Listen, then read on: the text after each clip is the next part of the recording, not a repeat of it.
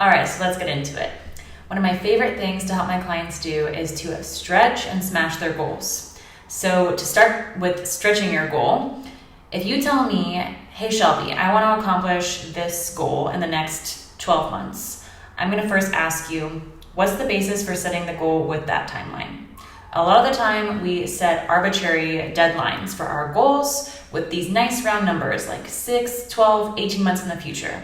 Sometimes I hear of someone working on a 2-year goal, 3-year goal, and to be honest, I can't imagine how anyone works towards a goal with such a far out time horizon, because life changes so fast, especially in 2022, and you can really accomplish so much in such a little time if you apply the right frameworks and ask the right questions.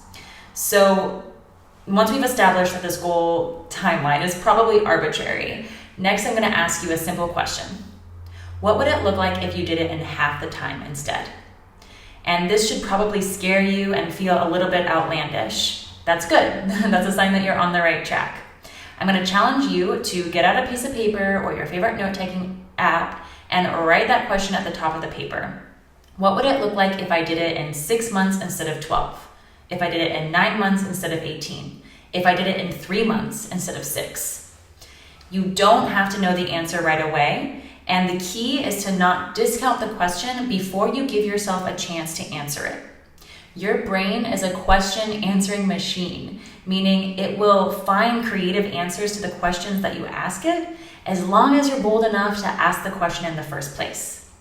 Now, this framework that I'm discussing here, it works because it's based in a simple law called Parkinson's law, which states that work expands or contracts relative to the amount of time we give ourselves to complete it.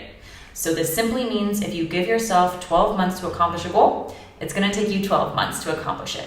Likewise, if you give yourself 18 months or 6 months or 3 months to accomplish the same goal, you will figure out how to accomplish it in that timeline. And so this is why you need to write it down and then allow your mind to think through the answers, find creative solutions. And this is something that I'm happy to help guide you in your first steps along the way if you want to book a session or 2 with me.